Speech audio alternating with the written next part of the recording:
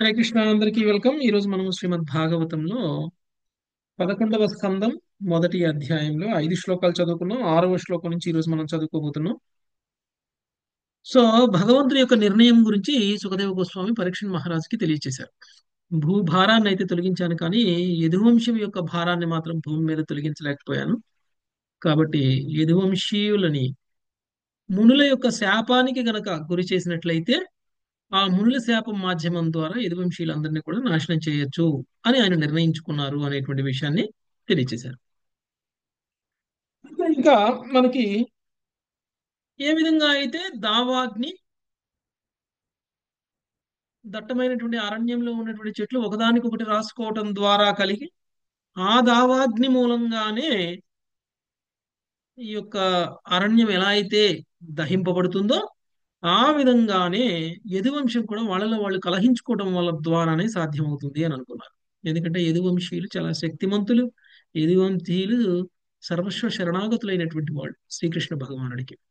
కాబట్టి వాళ్ళని ఎదిరించే శక్తి విశ్వం మొత్తంలో ఎవరికీ లేదు. కాబట్టి వాళ్ళని ఎవరూ ఏం చేయలేరు. కాబట్టి వాళ్ళలో వాళ్ళు కొట్టుకుంటేనే ఇది సాధ్యమవుతుంది అని చెప్పేసి శ్రీకృష్ణ భగవానుడు నిర్ణయించుకున్నారు. ఓకే.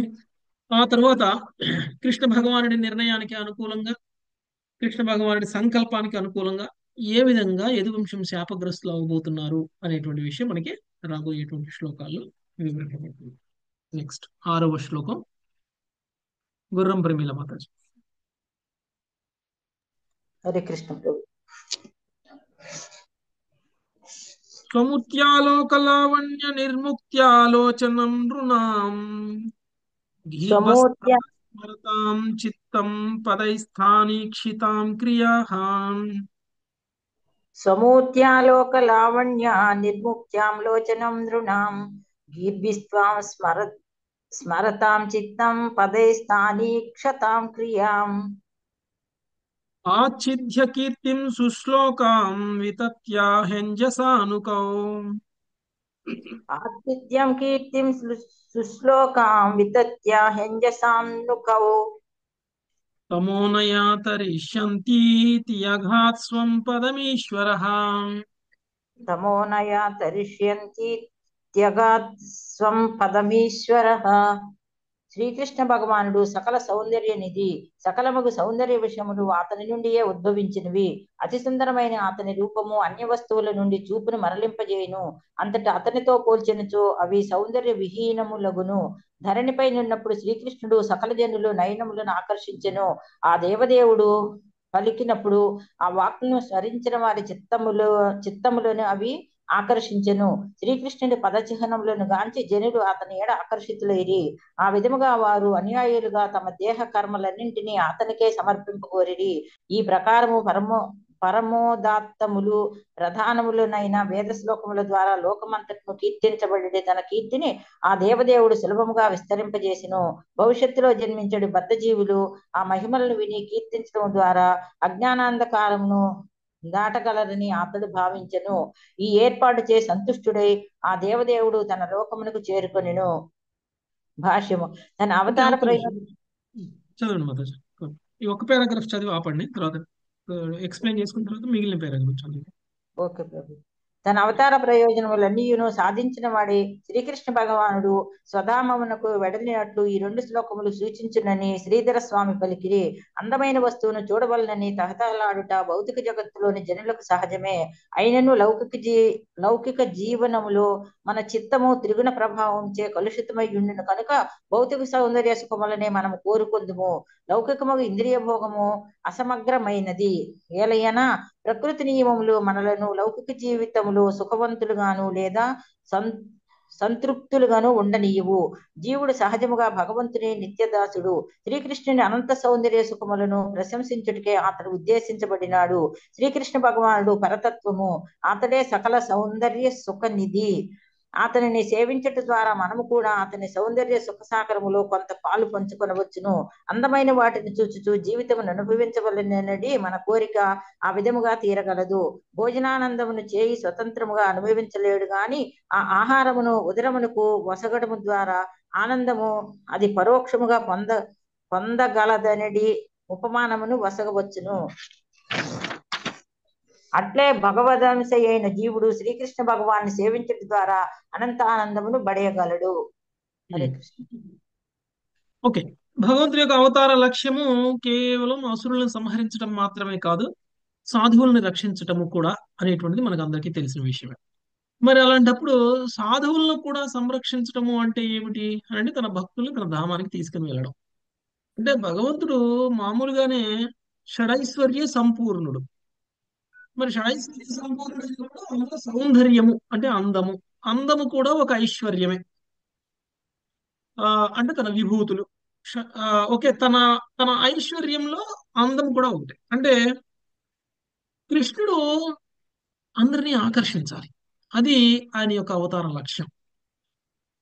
అంటే తన అవతారాన్ని చాలించడానికంటే ముందు తను చేసినటువంటి కర్మల ద్వారా తను అందరినీ గనక ఆకర్షించగలిగినట్లయితే, తను చేసినటువంటి కర్మలని స్మరించుకున్నటువంటి వ్యక్తి తన ధామానికి వెళ్తాడు. అంటే మనందరం కూడా భగవంతుడి యొక్క ధామానికి వెళ్ళాలి అని అంటే భగవంతుడి యొక్క కర్మల్ని, భగవంతుడి యొక్క లీలల్ని, భగవంతుడి యొక్క గుణగణాలని, భగవంతుడి యొక్క అందాన్ని మనం స్మరించుకోగలగాలి.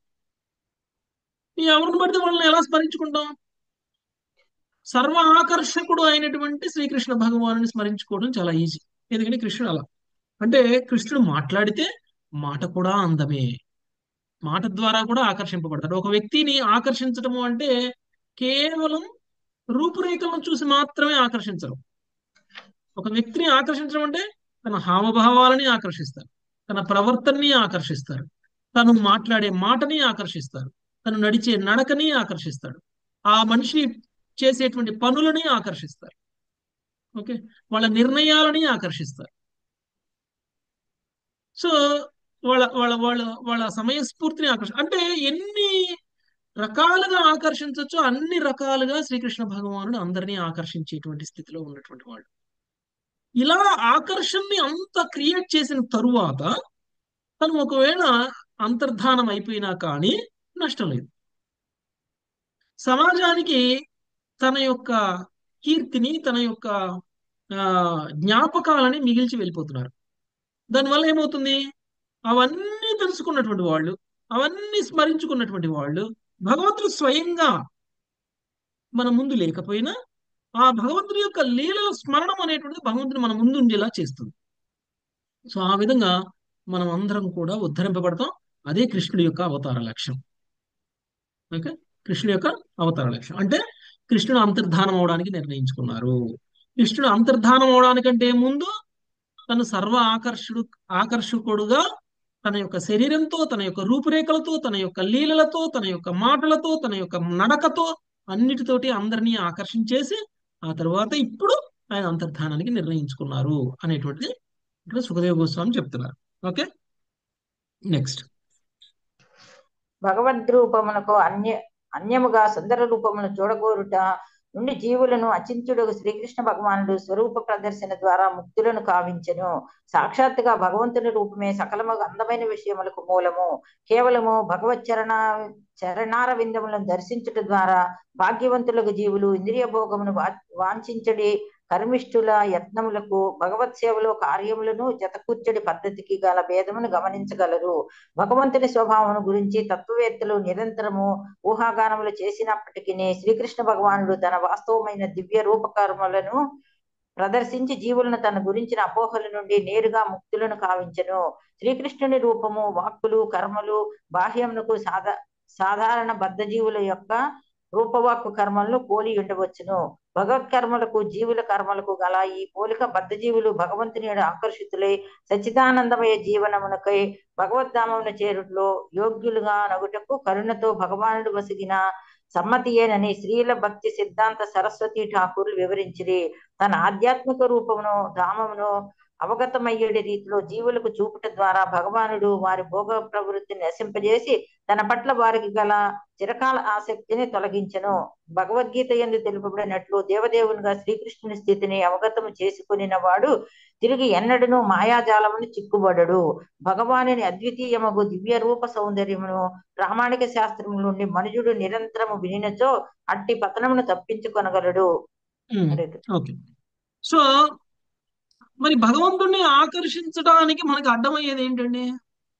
ఆ? మన మాయ. అందరూ మరి భగవంతుడు ఎన్ని లీలలు చేశారు, భగవంతుడు ఎంత సౌందర్యంగా ఉన్నారు, భగవంతుడు ఎంత ఆకర్షణీయంగా ఉన్నాడు, అయినా ఆకర్షించకపోతే ఎవరు తప్పది? భౌతిక వాంఛలు ఎక్కువ ఉన్నట్టు ప్రభుజీ. భౌతిక భౌతిక వాంఛలు ఎక్కువ ఆకర్షణ. ఉన్నట్లు, మాయ ప్రభావం ఉన్నట్లు. ఓకే. మాయ మనల్ని బాగా పట్టుకొని ఉంటే మనకి భగవంతుడి మీద ఆకర్షణ అనేటువంటిది రాదు. అందరూ భాగవతం చదువుతుంటే భాగవతం వినాలి అనేటువంటి కోరిక ఎందుకు రాదు? కృష్ణ కథ చెప్తుంటే కృష్ణ కథ తర్వాత విందాంలే, ఇప్పుడు వినడానికి నాకు టైం లేదు అని ఎందుకు అనిపిస్తుంది? ఎందుకంటే మన మీద మాయ. మాయ ప్రభావం అంత పవర్ఫుల్ గా ఉంది. మన తప్పేం లేదు. మాయ మనల్ని ఆడిస్తుంది.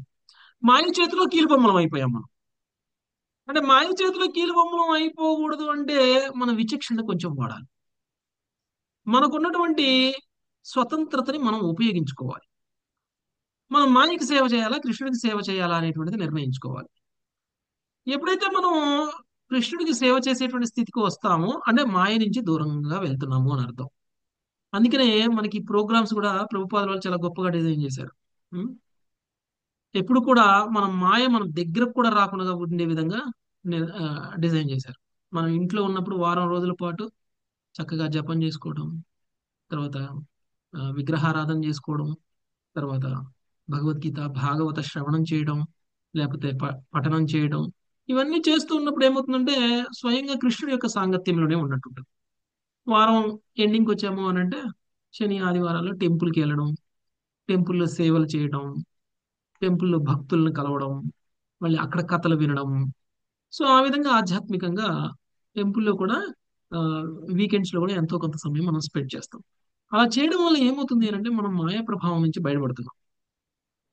మాయ మనల్ని ఏమీ చేయలేదు. సో కృష్ణుడి యొక్క సౌందర్యానికి ఆకర్షితులయ్యేటువంటి అవకాశం ఉంటుంది మనకి. అలా లేకపోతే పర్వాలేదు, నేను భౌతికంగానే ఉంటాను కానీ కృష్ణుడిని మాత్రం ఆకర్షించడానికి ప్రయత్నం చేస్తానంటే అది సాధ్యం కాదు. సో మనకి ప్రత్యేకించి మనకి కృష్ణ భక్తిలో పురోగమించలేకపోవడానికి కారణం మనం భౌతికమైనటువంటి భోగాలని అనుభవించాలి అని అనుకోవడం, భౌతికంగా ఇంద్రియ భోగం చేయాలి అని అనుకోవడం. అందుకని మనకి కృష్ణ భక్తి రావట్లేదు. ఎంత మనలో ఈ యొక్క భౌతిక విలాసాలు లేకపోతే భౌతికమైనటువంటి ఇంద్రియ భోగాలు మనకి ఎంతైతే తగ్గుతూ వెళ్తూ ఉంటాయో మనకి కృష్ణ భక్తి అంత పెరుగుతూ ఉంటుంది. ఓకే. సో ఇది మనకి ముక్తులము అవడానికి అంటే భగవంతుడి యొక్క ధామానికి వెళ్ళడానికి అడ్డమవుతున్నటువంటి విషయాలు. కృష్ణుడు అయితే అన్ని ఏర్పాట్లు చేశారు. తన అందంతో తన లీలలతో అన్నిటితోటి ఆకర్షించేశారు మనల్ని. కానీ ఆ ఆకర్షణను మనం యాక్సెప్ట్ చేస్తున్నాం. ఆ ఆకర్షణకు మనం లోనవుతున్నామా లేదా అనేటువంటిది మాయ ప్రభావం వల్ల మాత్రమే అది జరుగుతుంది. శ్రీకృష్ణుడి యొక్క స్థితిని, శ్రీకృష్ణుడి యొక్క అందానికి ఆకర్షణ అవడం వల్ల మనకి కలిగేటువంటి ఆధ్యాత్మిక లాభాన్ని మనం తెలుసుకోలేకపోవడం వల్ల భౌతిక జీవితంలో బద్ధజీవులుగా ఉండిపోతున్నాం. ఓకే. సో ఎప్పుడైతే మనం కృష్ణుని ఆశ్రయిస్తామో అప్పుడు మనం దీని నుంచి తప్పించుకోగలుగుతాం. ఓకే. నెక్స్ట్ సునీత కంఠం నేను మాత్రం చదవండి. హరే కృష్ణ. హరే కృష్ణ. భగవద్ రూపమునకు అన్యముగా సుందర రూపములను చూడగోరుట నుండి ఒక్క నిమిషం, జీవులను ఎక్కడ వరకు దాని తర్వాత paragraph Bhagavad Gita 2.4 to 4.3. Bhagavad Gita 2.42 to 43 అందు ఇట్లు వివరించబడినది. యామిమాం పుష్పితాం వాచం ప్రవదంచ విపశ్చితః వేదవాదరతాః పార్థ నాన్యదస్తితి వాదినః కామాత్మానః స్వర్గపరా జన్మ కర్మ ఫలప్రదాం ప్రియా విశేష బహుళాం భోగైశ్వర్యగతిం ప్రతి. స్వర్గలోక ప్రాప్తి, ఉత్తమ జన్మము, అధికారము వంటి వానిని పొందుటకై వివిధములైన కర్మలను ఉపదేశించు వేదములందరి మధురమైన వాక్కుల ఎడ అల్పజ్ఞులు అనురక్తులగుచుందురు. భోగానుభవమును సంపన్న జీవితమును కోరువారగుటచే అటివారు దానికి మించినది వేరొకటి లేదని పలుకుదురు. ఇక్కడ ఇంకొక ప్రకటన మనకి భగవద్గీతలో 2వ అధ్యాయంలో చెప్పినటువంటి బుద్ధి యోగం ఇది. యాక్చువల్ గా భగవద్గీత బుద్ధి యోగం స్టార్ట్ చేయడానికంటే ముందు కర్మయోగం చెప్తారు. సో కర్మయోగంలో మనకి చెప్తున్నది ఏమిటి అని అంటే కర్మకాండ చెప్తారు. ఫస్ట్ కర్మకాండ చెప్తారు, ఆ తర్వాత బుద్ధి యోగం చెప్తారు. అంటే భక్తి యోగం అంటే భక్తి యోగమే. సో ఈ భక్తి యోగంలో మనకి చెప్పినప్పుడు ఏం చెప్తున్నారు అని అంటే, ఎవరైనా సరే కృష్ణునికి ఆకర్షితులు అవ్వకపోవడానికి కారణం ఏమిటి, అకుంఠితమైనటువంటి భక్తి రాకపోవడానికి కారణం ఏమిటి, ఓకే, వ్యవసాయాత్మిక బుద్ధి లేకపోవడానికి కారణం ఏమిటి అనేటువంటి విషయం చెప్తున్నప్పుడు, భోగైశ్వర్యాలు ఏవైతే ఉంటాయో ఆ భోగైశ్వర్యాలు మనల్ని కృష్ణుడి నుంచి దూరం చేస్తున్నాయి, అవే మనకి అడ్డంకులు అనేటువంటి విషయం చెప్తున్నారు. ఎందుకంటే ఈ భోగైశ్వర్యాలు అంటే ఇప్పుడు చూడండి, స్వర్గలోక ప్రాప్తి, ఉత్తమ జన్మ, అధికారము, అంటే ఇవన్నీ కూడా వేదాలలో చెప్పబడినటువంటి కర్మకాండం పుష్పిత వాక్కులు. కర్మకాండం ఓకే, పుష్పిత వాక్కులు, వేదాల్లో చెప్పబడినటువంటి పుష్పిత వాక్కులు అంటే ఆకర్షించేస్తాయి మనల్ని, అవి ఆకర్షిస్తాయి. ఆహా, ఇలా చేయండి, మీరు ఇలా మంచిగా ఉంటారు, మీరు ఇలా మంచిగా ఎంజాయ్ చేయొచ్చు, ఇలాంటివన్నీ కూడా మనకి కర్మకాండ.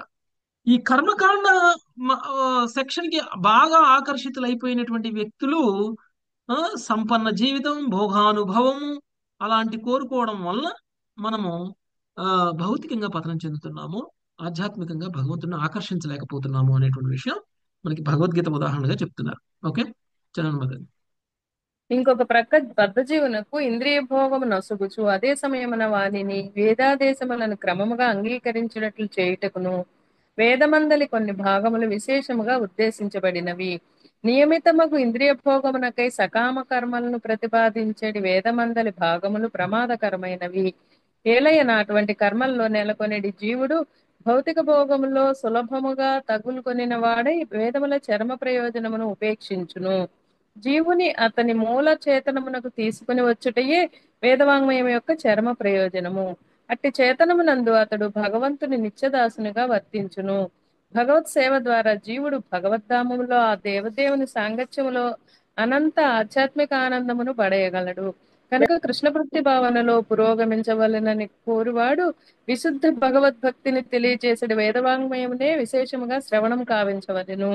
కృష్ణ భక్తి భావనలో అగ్రసరులైన వారి నుండియే మనుజుడు శ్రవణము చేయుచు ఇంద్రియ భోగ వాంఛను ప్రేరేపించే వ్యాఖ్యానమును వినుటను మానవలెను. హరే కృష్ణ. ఓకే, సో బద్ధజీవుడు ఎప్పుడైతే ఇంద్రియ భోగం చేయాలి అనుకుంటాడో, అవన్నీ ఇంద్రియ భోగం చేయాలి అని అనుకుంటున్నారు, ఇష్టం వచ్చినట్టు ఇంద్రియ భోగం చేయడానికి గనక అనుమతించేశారనుకోండి, ఏమైపోతుంది? ఇష్టం వచ్చినట్టు కనుక ఇంద్రియ భోగం చేసినట్లయితే ఏమవుతుంది? అనిమియత ఇంద్రియ భోగం అంటే కంట్రోల్ లేకుండా, రెగ్యులేషన్ లేకుండా, నియంత్రణ లేకుండా ఇంద్రియ భోగం చేస్తే ఏమవుతుంది? పతనం అయిపోతాడు ఇల్లు. పతనం అయిపోతాం. మామూలుగానే మనం 2 లడ్డూలు తినాల్సిన కూడా 5 లడ్డూలు తినాం అనుకో, ఏమైపోతుంది? పాడైపోతుంది, కడుపు షుగర్ పాడైపోతుంది. వచ్చేస్తుంది. షుగర్ పెరిగిపోతుంది. అంటే మనకి రుచి బాగా మనం జీర్ణించుకోగలిగినటువంటిది అయినా సరే, మనకి బాగా రుచిగా అనిపించినటువంటిది అయినా సరే, ఆ, మితంగానే తినాలి కదా. మితంగా తినకుండా ఇష్టం వచ్చినంత తింటే ఏమవుతుంది? ఆ తిన్నదే మన ఆరోగ్యానికి హానికరం. ప్రమాదకరంగా మారిపోతుంది. ఓకే, అంటే నియంత్రణతో ఏ పనైనా చేయాలి. అందుకని వేదాలు మూల చైతన్యంలోకి తీసుకువెళ్ళడానికి మనల్ని ప్రయత్నం చేస్తున్నాయి. అంటే నియంత్రణ లేనటువంటి ఇంద్రియ భోగం చేసేటువంటి స్థాయి నుంచి నియంత్రణతోటి ఇంద్రియ భోగం చేసే స్థాయికి మనకి వేదాలు ఫస్ట్ బోధిస్తాయి. ఓకే, నాకు ఆ, కొంతమంది ప్రతిరోజు నాన్ వెజ్ కావాలి, చికెన్ తింటారు. అలాంటి వాళ్ళని సకామ కర్మలు చేసేటువంటి స్థాయికి తీసుకెళ్ళాలి అని అంటే వేదాలు ఏం చేస్తాయి? రోజు తినటం మంచిది కదమ్మా, కర్మకాండం రోజు తినకూడదు, వారానికి 2 సార్లు తిను, లేదా వారానికి ఒకసారి తిను అని చెప్తాయి వేదాలు. అంటే ఇప్పుడు వేదాలు అందరినీ నాన్ వెజ్ తినమని చెప్తున్నట్ట? తగ్గించే ప్రయత్నం చేస్తున్నాయి, కాస్త తగ్గించే నియంత్రణలో ప్రయత్నం చేస్తున్నాయి. పెట్టడానికి. రోజు తినే పని తప్పు, ఒక రోజు తిను అని చెప్తే తగ్గించే ప్రయత్నం చేస్తున్నాయి అన్నట్లు. అలానే వేదాలలో చెప్పబడినటువంటి ఈ కర్మకాండ కూడా ఎందుకు చెప్పబడింది అని అంటే, నియంత్రణ లేకుండా చేస్తున్నటువంటి వ్యక్తులని నియంత్రణతో కర్మకాండ చేసే విధంగా తీసుకొస్తుంది ఫస్ట్. అంటే మన చైతన్యాన్ని ముందు అంచెలంచెలుగా మెరుగు చేస్తుంది, అంచెలంచెలుగా మనలో చైతన్యంలో మార్పును తీసుకురావడానికి ప్రయత్నం చేస్తుంది. అంతిమమైనటువంటి చైతన్యం ఎలా ఉండాలి? వైరాగ్య భక్తి స్థితికి వెళ్ళాలి. మామూలు. ఓకే, కృష్ణ భక్తి, కృష్ణ సేవ తప్ప వేరే ఏది ఉండకూడదు. అది అంతిమమైనటువంటి లాభం. అంటే వేదాలు మొత్తం కనుక మనం అర్థం చేసుకున్నట్లయితే, వేదాలలో చెప్పబడిన విధంగా క్రమానుగతంగా గనక మన జీవిత శైలిని గనక మార్చుకుంటూ వెళ్ళినట్లయితే నియంత్రణ లేని విధంగా చేస్తున్నటువంటి మన ఇంద్రియ భోగం నియంత్రణతోటి వస్తుంది ఫస్ట్. నియంత్రణలో ఉన్నటువంటి మన ఇంద్రియ భోగం చివరికి కృష్ణ భక్తి భావన వరకు వెళ్తుంది. ఇది ప్రోగ్రెసివ్ గా అంటే స్టెప్ బై స్టెప్ గా మనల్ని భక్తులుగా మార్చేటువంటి ప్రయత్నం వేదాలు చేస్తాయి. కానీ ఈ ప్రక్రియలో వేదాలు కొన్ని కర్మకాండలు చెప్తున్నాయి. ఆ కర్మకాండలు అనేటువంటివి చాలా ప్రమాదకరమైనటువంటివి. ఎందుకు? అవి మనల్ని ఆకర్షించేస్తున్నాయి కాబట్టి. పుష్పిత వాక్కులు, భగవద్గీతలో కృష్ణుడు ఫ్లవరీ లాంగ్వేజ్, ఓకే, పుష్పిత వాక్కులు అని చెప్పారు. అంటే ఆకర్షించేటువంటివి అనమాట అవన్నీ. ఈ ఆకర్షించేటువంటి ఈ వేదవాంగ్మయానికి గనక మనం గనక ఆకర్షింపబడిపోయాము, అక్కడే ఉండిపోయాము, దాని తర్వాత స్థాయికి మనం వెళ్ళలేదు అని అంటే మనం పతనం చెందినట్టు. ఇప్పుడు ఈ రోజు ఒక మాలతో మొదలు పెడతాం. మనం సంకల్పం తీసుకుంటాం. ప్రతిరోజు ఒక మాల సంకల్పం తీసుకున్నటువంటి వాళ్ళందరూ ప్రతిరోజు ఒక మాల చేయాలి అని అనుకుంటారు. దాని ఉద్దేశం ఏంటి? అంతటితోటి ముక్తి వచ్చేస్తుందా? రాదు. అంతటితోటి రాదు. ఆధ్యాత్మిక లాభం వచ్చేస్తుందా? రాదు. లేదు. అంతటితోటి సాధన పూర్తయినట్లా? అవును. కాదు ప్రభు, అలవాటు అవుతుంది. మొదలు పెడతాం మనం. అది మొదలు పెడతాం. మొదలు పెడితే భగవంతుడి యొక్క పవిత్రమైనటువంటి నామాన్ని 108 సార్లు జపించినటువంటి వ్యక్తి రోజులో ఎంతో కొంత పవిత్రత అనేటువంటిది స్టార్ట్ అవుతుంది. అలా ఒక మనిషి అలవాటుని మారుస్తారు. స్లోగా ఆ వ్యక్తి ప్రతిరోజు ఒక మాల చేయాలి అనేటువంటి నియమానికి కట్టుబడేటువంటి స్థితికి వెళ్తారు. ఆ తర్వాత సాధనని కొంచెం పెంచాలి. పెంచి 1 రౌండ్ నుంచి 4 రౌండ్లకి వెళ్తాం. ఆ తర్వాత 4 రౌండ్లు, ఒకప్పుడు 1 రౌండ్ చేయడానికి టైం లేదనేవాడు 1 రౌండ్ చేయడానికి నాకేం ప్రాబ్లం కావట్లేదండి, నేను చాలా ఈజీగా చేయగలుగుతున్నాను 1 రౌండ్ అనేటువంటి స్థితి వరకు మన లైఫ్ స్టైల్ మారుతుంది. ఎప్పుడైతే మన లైఫ్ స్టైల్ అలా మారిపోయిందో సాధనను కొంచెం పెంచుకోవాలి. ఎందుకంటే 1 రౌండ్ ఈజీగా చేయగలుగుతున్నప్పుడు 2 రౌండ్లు ఎందుకు చేయకూడదు? 2 రౌండ్లు కూడా ఈజీగా చేయగలుగుతున్నప్పుడు 4 రౌండ్లు ఎందుకు చేయకూడదు? స్లోగా మన సాధన పెరగాలి. సో మన సాధన ఎక్కడి వరకు పెరగాలి? మనం అందరం కూడా ప్రతిరోజు 16 మాలలు జపం చేసే స్థాయి వరకు మంది పెరగాలి. ఈ రోజు మేము అందరం కలిసి కూర్చొని భాగవత శ్రవణం చేసినా, కీర్తన చేసినా, లేకపోతే టెంపుల్కి వెళ్ళినా, వీటన్నిటి యొక్క ముఖ్య ఉద్దేశం ఏంటి? మన యొక్క సాధనలో స్లోగా ఇంప్రూవ్మెంట్ రావడం కోసం. ఓకే, ఒకవేళ నేను చాటింగ్ మాత్రం చేయను, అన్ని చేస్తాను అని అంటే అవన్నీ చేసి కూడా వేస్టే. దానివల్ల మనకు వచ్చేటువంటి ఆధ్యాత్మిక ప్రయోజనం లేదు. మీరు రోజు ఫెస్టివల్ సెలబ్రేట్ చేయండి టెంపుల్కి వెళ్ళి, కానీ నేను ఒక్క మాల కూడా నేను జపం చేయను, నాకు దానికి టైం లేదు అని అన్నారనుకోండి, అంటే మనంత దురదృష్టవంతులు ఇంకొకళ్ళు లేనట్టే. ఎందుకంటే అసలు మనం చేసే సాధన యొక్క ముఖ్య ఉద్దేశమే మన జపం ఇంప్రూవ్ అవ్వాలని. ఓకే, ఆ జపాన్నే వదిలిపెట్టేసి ఏ సాధన చేసినా ఏమి లాభం?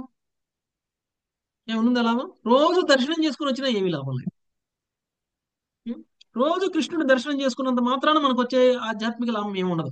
మనకు వచ్చేటువంటి ఆధ్యాత్మిక లాభం రోజు కృష్ణుని దర్శనం చేసుకోవడం వల్ల మనకి కృష్ణుడి మీద విశ్వాసం పెరుగుతుంది, కృష్ణుడి యొక్క నామం మన నోట్లో నానుతుంది. ఓకే, అందుకనే భక్తిలో కూడా చూడండి, మనం స్లోగా ఏ విధంగా అయితే ప్రోగ్రెస్ అవుతున్నామో అదే విధంగా వేదాలు కూడా కర్మకాండ ద్వారా మనుషుల్ని నియంత్రణ లేనటువంటి ఇంద్రియ భోగం నుంచి నియంత్రణతో ఇంద్రియ భోగాన్ని తీసుకొచ్చి ఆ తరువాత కొంచెంగా ఏ ఇంద్రియ భోగం అయితే ఆకర్షించిందో మనల్ని, ఆ ఇంద్రియ భోగం మీదనే మనకి వైరాగ్యం వచ్చేలాగా, విరక్తి వచ్చేలా అంటే స్థితికి మనకి భక్తిలో పురోగమించేలా చేస్తుంది. ఓకే, అది వేదాల యొక్క ముఖ్య పర్పస్.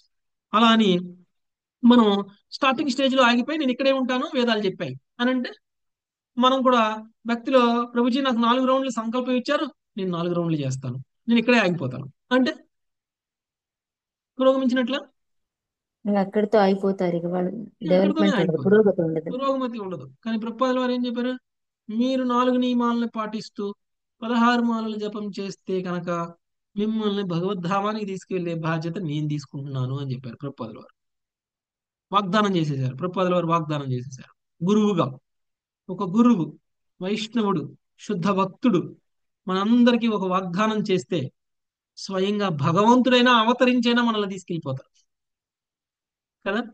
ఒక బ్రాహ్మణుడి మాటని లేదా ఒక శుద్ధ భక్తుడి, ఒక శుద్ధ వైష్ణవుడి మాటను నిజం చేయడానికి అవసరమైతే భగవంతుడు కూడా అవతరిస్తారు. అంత పవర్ ఉంటుంది శుద్ధ భక్తుడి మాటలో. ఓకే, స్వయంగా ప్రభుపాదుల వారే చెప్పేశారు, నా బాధ్యత మిమ్మల్ని తీసుకెళ్ళిపోవడం అని. కాబట్టి మనం ఆ 4 నియమాలని పాటిస్తూ కృష్ణ చైతన్యంలో కనుక కర్మలు చేయగలిగితే చాలు మనం. ఓకే, కృష్ణ చైతన్యం అంటే నామ జపం చేయాలి. ఓకే, చేయగలిగితే కనుక మనం మన ప్రమాదం నుంచి బయటపడినట్లే. లేదు అని అంటే కనుక ప్రమాదంలోనే ఉండిపోయినట్టు, నిరంతరం మనం ప్రమాదంలోనే ఉండిపోయినట్టు. ఓకే, నెక్స్ట్ చదువు మొదలు. అల్పుడగు జీవుడు ఈ జగత్తు యొక్క తాత్కాలిక కలాపములకు త్రివిక్రముని శ్రీకృష్ణుని దివ్యకర్మలకు భేదమును గాంచగలిగినప్పుడు తనను భగవదంకితము కావించుకొని హృదయమందలి అంధకారయుత భౌతిక ఆచ్ఛాదనను తొలగించుకొనును. పాపపుణ్యముల పేరిట అనుభవించడి ఇంద్రియ భోగమును అతడు ఎంత మాత్రము కోరకుండును. అనగా జగత్తులో జనులు పాపులుగా లేదా పుణ్యాత్ములుగా భావించబడినను భౌతిక స్థాయిలో పాపపుణ్యములు రెండును స్వీయ ఇంద్రియ భోగార్థమే వనరించబడును. కానీ తన నిజమైన సుఖము శ్రీకృష్ణుని సుఖము నొసగుటలోనే ఉన్నదని మనుజుడు అవగతమనర్చుకొనినచో ఆ దేవదేవుడు అట్టి భాగ్యవంతుడగు జీవుని తన ధామమగు గోలోక బృందావనమునకు తీసుకొని పోవును. శ్రీల భక్తి సిద్ధాంత సరస్వతి ఠాకూర్ల అభిప్రాయం అనుసరించి భగవానుడు శ్రద్ధావంతుడగు జీవనకు తొలుత తన లీలాశ్రవణమునకు అవకాశం నొసగును. అట్టి కథల ఎడ భక్తునకు సహజముగా ఆకర్షణము కలిగినప్పుడు భగవానుడు అతనికి ఈ జగత్తులో తన లీలల యందు పాల్గొనుటకు అవకాశమునిచ్చును. ఒకానొక విశ్వమునందు భగవన్ లీలలలో పాల్గొనుట ద్వారా జీవుడు భౌతిక జగత్తు పట్ల పూర్ణ విరాగుడగును. అంచమున భగవానుడు అతనిని ఆధ్యాత్మిక ఆకాశంలోని స్వధామమునకు చేర్చును. అంచెలంచెలుగా ఏ విధంగా మనం భగవంతుడి యొక్క ధామానికి వెళ్ళేంత వరకు మనము ప్రోగ్రెస్ అవుతాము అనేటువంటి విషయం ఇక్కడ క్లియర్ గా ఇచ్చేశారు. ఒకటి చూడండి, ముందు ఫస్ట్ స్థాయి ఏమిటి అని అంటే భౌతిక కర్మకి ఆధ్యాత్మిక కర్మకి మధ్య ఉన్నటువంటి తేడాను మనం తెలుసుకోగలగాలి. ఆధ్యాత్మిక కర్మ అనేటువంటి ముసుగులో మనం భౌతిక కర్మలు చేయకూడదు. ఓకే, నేను ఆధ్యాత్మికంగా ఉన్నాను అని అనుకుంటూ భౌతికంగా ఉండకూడదు. అంటే బయటకు చూడటానికి భౌతికంగా కనిపించినప్పటికీ అది ఆధ్యాత్మిక కర్మ కావచ్చు. కానీ బయటకు చూడటానికి ఆధ్యాత్మిక కర్మలా అనిపించినప్పటికీ అలాంటి కర్మలు కూడా భౌతికం కావచ్చు. అందుకనే మనకి భగవద్గీతలో ఆ, ఒక ఒక ముఖ్యమైనటువంటి విషయాన్ని చెప్పారు. అకర్మలో కర్మని చూసేవాడు, కర్మలో అకర్మని చూడగలిగినటువంటి వాడు నిజమైనటువంటి తెలివిగలవాడు. ఎస్ ప్రభు. అదేనా? సో ప్రభు, కర్మలో ప్రభు. అకర్మని చూడగలగాలి, అకర్మలో కర్మను చూడగలగాలి. అంటే భేదం తెలియాలి మనకి, ఏది అకర్మ ఏది కర్మ కర్మ. అనేటువంటి విషయం మనకి తెలియాలి. అంటే ఉదాహరణకి ఒక వ్యక్తి నడుచుకుంటూ టెంపుల్కి వెళ్తున్నాడు. ఇది అకర్మ కర్మ? అకర్మ. కర్మ. మనకు అకర్మలా కనిపిస్తుంది. కానీ ఆ అకర్మలో నిజంగా అకర్మ కాదా, అందులో కర్మ ఏమైనా ఉందా అనేటువంటి విషయాన్ని కనుక మనం తెలుసుకోగలిగితే నిజమైనటువంటి తెలియగలం. టెంపుల్కి వెళ్ళినటువంటి ప్రతి వ్యక్తి ఆ కర్మే చేస్తున్నట్లు కాదు. ఆ, ఓకే, నేను టెంపుల్కి వెళ్తాను, నాకు కడుపు నిండా అన్నం పెడతారు, నేను ప్రశాంతంగా పడుకోవచ్చు వాళ్ళు ప్రసాదం పెడితే అనేటువంటి భావనలో వెళ్ళాడు అనుకోండి, అప్పుడు కర్మ. కర్మ. అది కర్మగా మారిపోతుంది. లేదు అని అంటే నేను గుడి కట్టడానికి డొనేషన్ చేసేస్తాను అంటే అది అకర్మ అవుతుందా కర్మ అవుతుందా? కృష్ణ కృష్ణ మందిరం నిర్మించడానికి డొనేషన్ ఇచ్చేస్తాను, అకర్మ. అకర్మ అవుతుంది.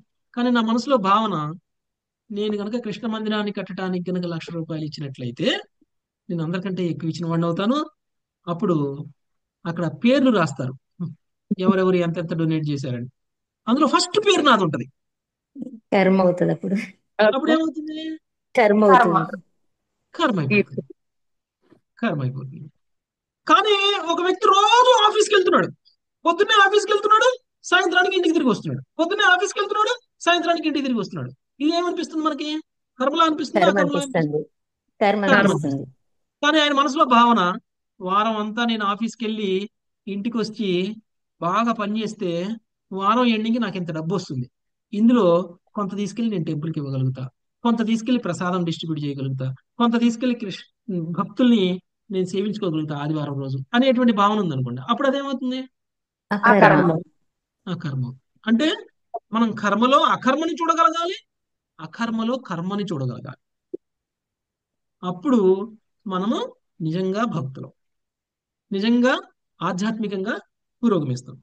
అంటే నిజంగా ఏది ఆధ్యాత్మికం, ఏది భౌతికం అనేటువంటి విషయాల్ని మనము డిఫరెన్షియేట్ చేయగలగాలి, తేడా చూడగలగాలి.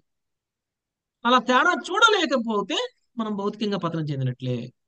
కృష్ణుడి యొక్క కర్మలను భౌతికమైన కర్మలు, లేకపోతే మనము కూడా ఇప్పుడు కృష్ణుడు కూడా గోవులు కాసుకోవడానికి గోవర్ధనగిరికి వెళ్ళారు. ఎందుకు మా ఊర్లో కూడా చాలా మంది వెళ్తారు. ఏంటి తేడా? ఓకే, కృష్ణుడు కూడా వాళ్ళ ఫ్రెండ్స్ తో ఆడుకున్నారు, మనం ఆడుకోలేదా మన ఫ్రెండ్స్ తోటి? ఉం?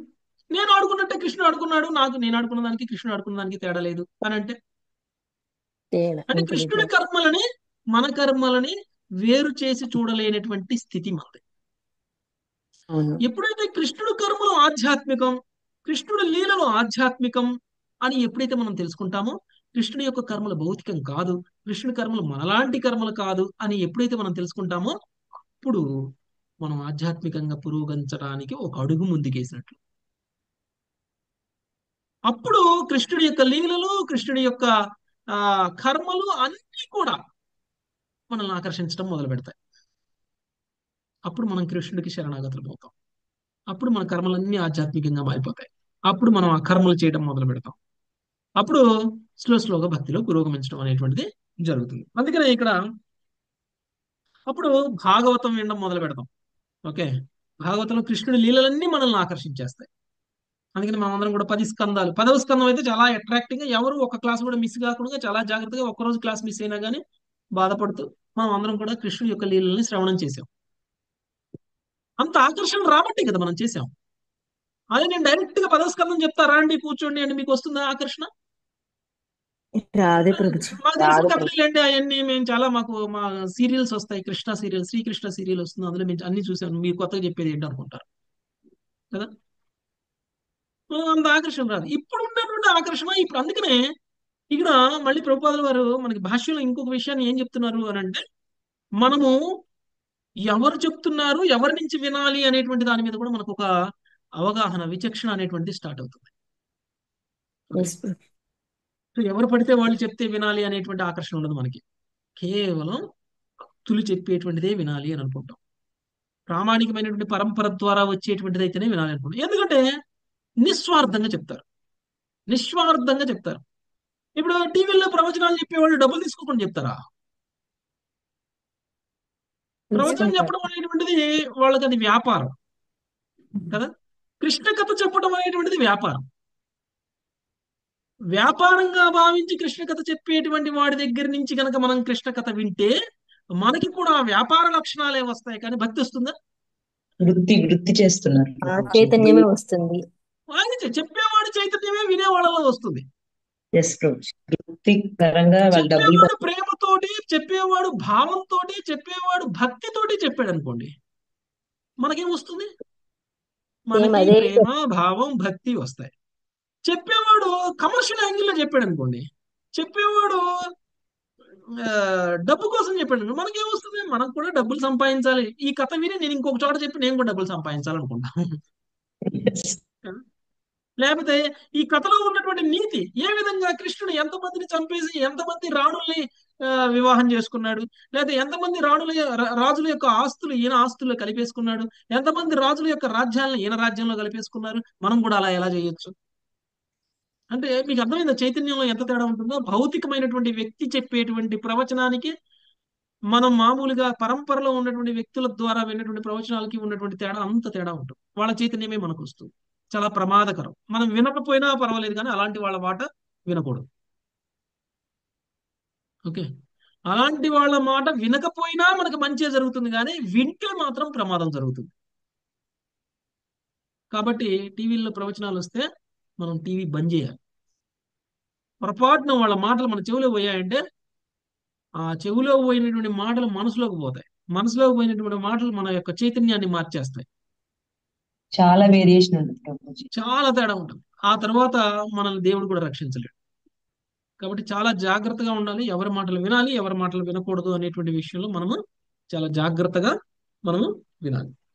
సో ఇంద్రియ భోగం మనలో ఇంద్రియ భోగం అనేటువంటిదే మనల్ని భౌతికంగా బంధిస్తున్నప్పుడు ఆ ఇంద్రియ భోగం చేసేటువంటి వ్యక్తి చెప్పేటువంటి మాటలు వింటే మనకి ఇంద్రియ భోగం తగ్గుతుందా? మీరు చూడండి, కాఫీలు తాగుతూ టీలు తాగుతూ ప్రవచనాలు చెప్తారు, మీరు భక్తులు కాండి అని చెప్తారు. ముందు వాళ్ళకి ఇంద్రియాల మీద కంట్రోల్ లేదు, వాళ్ళు మన ఇంద్రియాలు కంట్రోల్ చేయాలని ప్రయత్నం చేస్తారు. అవుతుందా? ఉం? ఆచరించేవాడే కదా ఆచార్యుడు. ఆచరించకుండానే అవును. ఆచార్యులు అయిపోతే ఎలా అయిపోతుంది? వాళ్ళు మాత్రం ఒక కాఫీ తాగకపోతే పొద్దున్నే లేచి ఇక నా శరీరము అనేటువంటిది యాక్టివ్ అవ్వదు అని అంటారు. వాళ్ళే అంటారు, ప్రవచనాలు చెప్తూనే అంటారు, పొద్దున్నే లేచి ఒక కాఫీ తాగిన తర్వాత ఇంకా ఆ మజా వేరు అంటారు. మరి అలాంటి ఇంద్రియ భోగం చేసేటువంటి వ్యక్తులు మీరు శాస్త్రం చదివినంత మాత్రాన భక్తులైపోతారా? శాస్త్రం చదివి చెప్పినంత మాత్రాన భక్తులైపోతారా? లేదా వాళ్ళ శాస్త్రం విన్నటువంటి వాళ్ళు భక్తులైపోతారా? ఎవరు కాదు. కాబట్టి కృష్ణ భక్తి భావనలో అగ్రసరులు అవ్వాలి అని అంటే కృష్ణ భక్తి భావనలో ఉన్నటువంటి వ్యక్తుల సమూహంలో మనం ఉండాలి. వాళ్ళ మాటలు వినాలి, వాళ్ళ ద్వారా కృష్ణ కథను వినాలి. అప్పుడు మాత్రమే మనము కృష్ణ భక్తి భావంలో మనము ముందుకు వెళ్తాం. ఓకే, సో ఈ విధంగా మనలో శ్రద్ధని పెంచుతారు భగవంతుడు. ఓకే, శ్రీల భక్తి సిద్ధాంత సరస్వతి ఠాకూర్ వారి అభిప్రాయం ప్రకారంగా భగవంతుడు శ్రద్ధావంతుడైనటువంటి జీవుడికి, అంటే ముందు మనకి శ్రద్ధ ఉండాలి, తర్వాత ఇదే శ్రద్ధ, సాధు సంగ, భజన క్రియ, భజన క్రియ, ఉమ్, ఇవన్నీ అనాత్మ అనాత్మ మనకి నివృత్తి. అంటే ఒక్కొక్కటిగా. ఓకే, శ్రద్ధావంతుడైనటువంటి జీవుడికి లీలాశ్రవణం చేసేటువంటి అవకాశాన్ని ఇస్తారు భగవంతుడు. అట్టి కథల యొక్క భక్తులకు సహజమైనటువంటి ఆకర్షణ కలిగినప్పుడు భగవానుడు అతని ఈ జగత్తులో తన లీలల యందు పాల్గొనడానికి కూడా అవకాశం ఇస్తారు. అంటే మీరు ఒకటి గమనించండి, ఒకవేళ మనము భక్తిలో పూర్తిగా అగ్రసరులం కాకపోతే మనకి ఏమవుతుంది? ముక్తి సాధించేటువంటి స్థాయి వరకు మనం గనక ఒకవేళ భక్తులుగా మారలేకపోతే మనకి భగవంతుడి యొక్క లీలల్లో భాగం పంచుకునేటువంటి అవకాశం వస్తుంది. అంటే నెక్స్ట్ జన్మ మీరు భగవంతుడి ధామంలో పుట్టలేకపోయినా, భగవంతుడి ధామానికి వెళ్ళలేకపోయినా నెక్స్ట్ జన్మలో భగవంతుడు ఎక్కడ అవతరిస్తారో అక్కడ అవతరించవచ్చు మీరు. అంటే ఇది దేవతల కంటే కూడా గొప్ప స్థానమే కదా మనకి. హరిగు ఆ? ప్రభుజీ. అంటే హరిగు ఇంద్రియ భోగం ఇప్పుడు సకామ కర్మలు చేస్తే మీరు, అంటే కర్మకాండ ప్రకారంగా కనుక మీరు సకామ కర్మలు చేస్తూ ఉన్నారంటే మీరు స్వర్గలోకానికి వెళ్తారు మహా అయితే. కానీ భక్తులుగా ఉండి ఫెయిల్ అయ్యారు అనుకో, ఏమవుతుంది మనకి? చాలా బెటర్. ఇది స్వామి యొక్క సన్నిధిలో ఉంటాం. భగవంతుడి లీలల్లో భాగం పంచుకుంటాం. అంటే నెక్స్ట్ ద్వాపర యుగం ఎక్కడ జరుగుతుందో, ఏ ఏ విశ్వంలో జరుగుతుందో, నెక్స్ట్ ద్వాపర యుగం ఎక్కడ శ్రీకృష్ణ భగవానుడు స్వయంగా అవతరిస్తున్నారో అక్కడ మనం పుడతాం. కృష్ణుడి కుటుంబంలో యదువంశీయులుగా పుడతాం మనం కూడా. ఓకే, యదువంశీయులుగా పుట్టి కృష్ణుడిని ప్రేమించేలా, కృష్ణుడిని సేవించేలా మనకు కూడా ఒక స్థాయి. ఒకసారి యదువంశీయులుగా పుట్టారంటే ఇంక నెక్స్ట్ ముక్తే. అంటే ఆ కృష్ణ భక్తిలో పురోగమించకుండగా, కృష్ణ భక్తిలో ఒక స్థాయి వరకు వెళ్ళి ఫెయిల్ అయినా కానీ, అంటే ముక్తి సాధించలేకపోయినా కానీ, ఆ తరువాత మనకి కృష్ణుడు ఇచ్చేటువంటి అవకాశం, ఆయన లీలల్లో భాగం పంచుకునేటువంటి అవకాశం, ఆ తరువాత ఆయన మనల్ని తన ధామానికి తీసుకువెళ్ళేటువంటి అవకాశం. సో అంచెలంచెలుగా మనం కూడా ఆ స్థాయి వరకు వెళ్ళగలగాలి. ఓకే, ఆ విధంగా మనము పరిపూర్ణతని సాధించగలుగుతాం. ఓకే, స్వధామానికి మనల్ని చేరుస్తారు భగవంతుడు ఆ విధంగా. నెక్స్ట్ మంత్ భగవంతుడిచే వసగబడి వాస్తవమైన ఆపమును మూర్ఖజనులు తెలుసుకొనజాలరు. అయినను శ్రీకృష్ణ భగవానుడు మిథ్యా ఆనందంతో కూడిన తాత్కాలిక జగత్తు పట్ల గల తన్మయత్వము నుండి అట్టి మూర్ఖజనులను రక్షించేది కార్యములను వారి లాభము కొరకు కావించుచుండును. తన పరమ దివ్య సౌందర్యమును, దివ్యమగు పలుకులను, దివ్యమగు కార్యములను స్వయముగా ప్రదర్శించుచు అతడు దానిని వర్ణరించును. శ్రీకృష్ణుడు 5000 సంవత్సరముల క్రిందట అవతరించి ఉన్నప్పటికీ అతని కర్మలను, రూపమును, వాక్కులను వినివాడు, కీర్తించువాడు అతని సమకాలీనులుగా వాటిని స్వయముగా అనుభూతమనర్చుకునేనట్టి వారు పొందినట్టి లాభమునే పొందగలడని తమోనయ తరిష్యంతి అను పద సముదాయము సూచించునని శ్రీల జీవ గోస్వామి పలికిరి. అనగా అతడు సంసారాంధకారమును ధరించి భగవద్ధామమును చేరగలడు. అటువంటి పరమోత్తమము గమ్యము జీవులందరకు లభ్యమై ఉన్నచో దేవదేవుని అనుయాయులే అయినట్టి యాదవులకు అది నిక్కముగా ప్రాప్తమై ఉండునని శ్రీల జీవ గోస్వామి తీర్మానించిరి. ఉమ్. ఎప్పుడైతే మనం ఇది అర్థం చేసుకోమో మనం మనల్ని మూర్ఖులు అంటున్నారు. ఏదైతే ఇప్పటివరకు మనం చెప్పుకున్నాం అంటే ఎవరు పడితే వాళ్ళు భగవంతుడి యొక్క లీలల్లో భాగం పంచుకోవడానికి రాలేరు. ఎవరు పడితే వాళ్ళు యదువంశీయులు కాలేరు. ఎవరు పడితే వాళ్ళు కృష్ణుడికి ఆ, ఆ, చాలా సన్నిహితమైనటువంటి వ్యక్తులుగా ఉండలేరు. ఓకే. అంటే యదువంశీయులుగా ఒకవేళ వాళ్ళందరూ కూడా కృష్ణుడి యొక్క వంశంలోనే అవతరించారు అని అంటే వాళ్ళు ఇంతకు ముందు జన్మల్లో గొప్ప గొప్ప భక్తులు. ఓకే. ముక్తి సాధించలేకపోయినా ముక్తి మార్గంలో ఉన్నటువంటి వాళ్ళు వాళ్ళు చేసినటువంటి భక్తి ముక్తి స్థాయి వరకు వెళ్ళకపోయినప్పటికీ శ్రీకృష్ణ భగవానుడి యొక్క సాకార రూపానికి భక్తి చేసినటువంటి వాళ్ళు. అర్థమైందా? సాకార రూపానికి భక్తి చేయడానికి నిరాకారవాదానికి ఉన్నటువంటి తేడా ఇది.